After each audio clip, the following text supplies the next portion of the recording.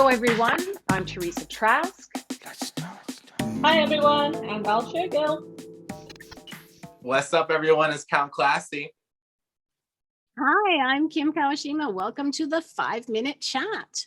We have a special guest with us today. So that was our Count Classy. We're going to have an interesting talk.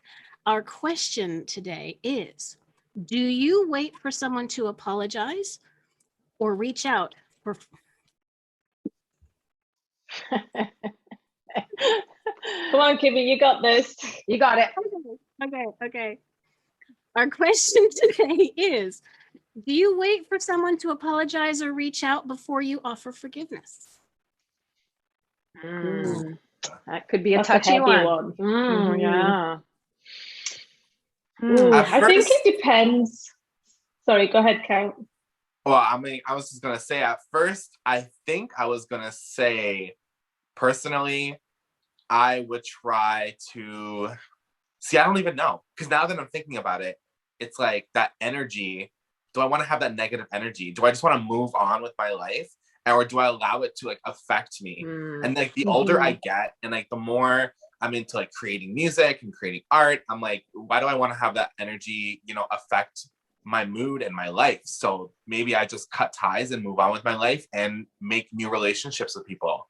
Yeah. Wow. That's powerful. I actually had a situation where I had to come to that decision as an adult. It was something that occurred when I was a child, and I just, as a child, you have this innocence about you, and you think, oh, there'll come this time, this person will ask forgiveness, we'll have this moment, we'll get past it. And that never happened because someone asking for forgiveness, you're not in charge of that. You have no power over that. All you have power over, like Count said, is you moving on and giving that forgiveness so that for yourself, you can move forward. But that took a long time for me because I was just waiting and waiting. And I just thought I got angrier and angrier about it.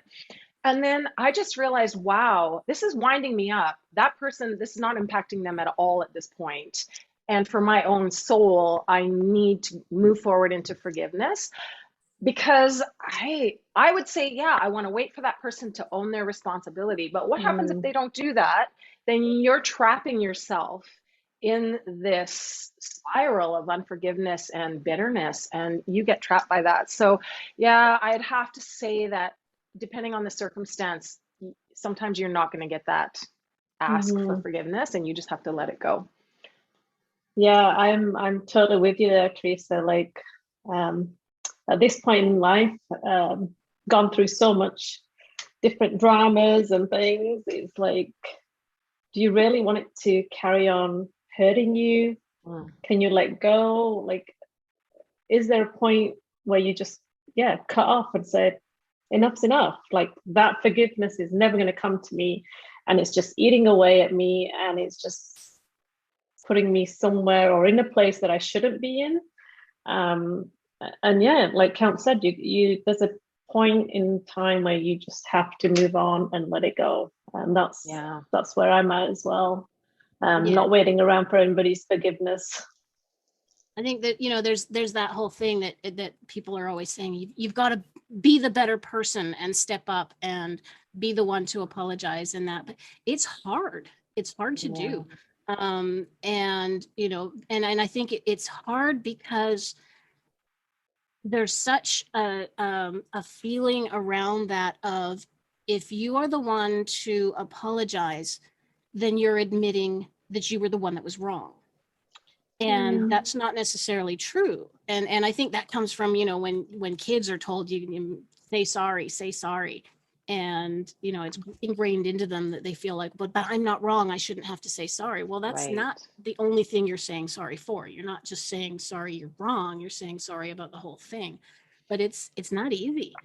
But then the other way that I look at it is, if you are waiting for them, then basically, are you saying that your forgiveness is conditional?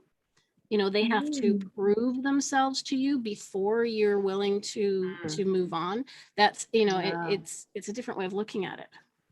Yeah, very interesting. I have to admit, I'm probably the person that actually goes forward and, makes ends better and forgives people. I'm that person.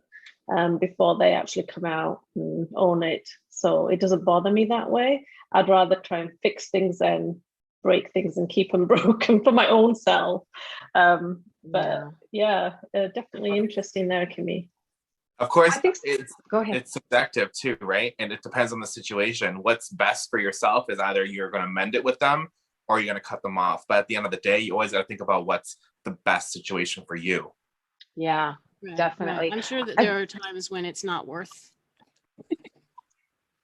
Definitely. Yeah, I think sometimes we feel like we're punishing that person by withholding our forgiveness. But honestly, most of the time that doesn't even touch them because they've moved on themselves, and you're just kind of embroiled in this wrestle all by yourself. So it's kind of, coming to terms with that and realizing that this is not healthy. It's not healthy at all. Yeah. So that was an awesome discussion. I feel like we could probably go for another 20 minutes on this one. It's a bit of a dig deeper as you go further into it, but that was an awesome discussion. Thank you, Count Classy, for joining us today.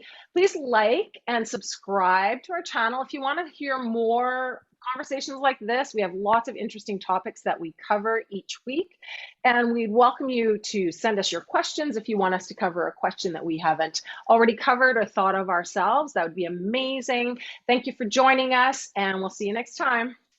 Bye.